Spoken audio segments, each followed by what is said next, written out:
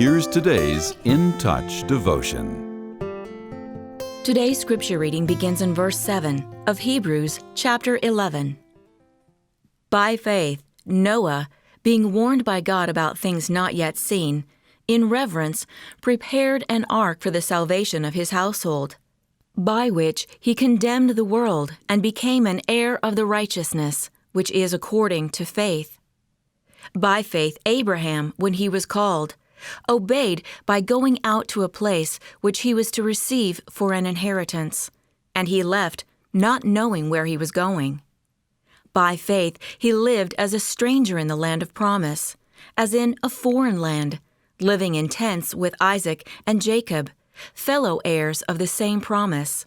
For he was looking for the city which has foundations, whose architect and builder is God.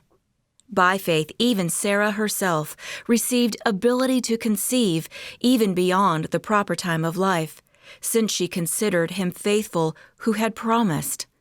Therefore, even from one man, and one who was as good as dead at that, there were born descendants who were just as the stars of heaven in number, and as the innumerable grains of sand along the seashore. All these died in faith, without receiving the promises, but having seen and welcomed them from a distance, and having confessed that they were strangers and exiles on the earth. For those who say such things make it clear that they are seeking a country of their own. And indeed, if they had been thinking of that country which they left, they would have had opportunity to return. But as it is, they desire a better country, that is, a heavenly one. Therefore, God is not ashamed to be called their God, for he has prepared a city for them. Faith is often thought of as a thing we have, a belief in something or someone. But in the Scriptures, faith is more than a passive possession.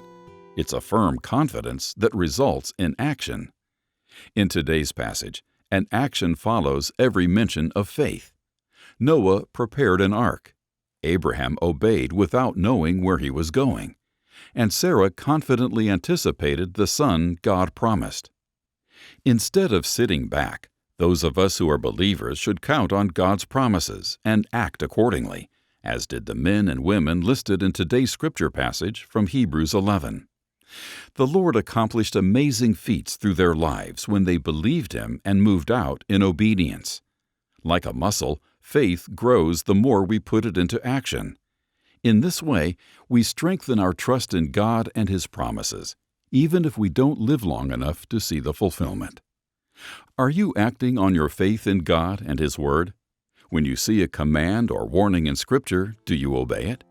Are you letting biblical truths about God's character and power shape your thinking and responses? If so, your faith is growing strong.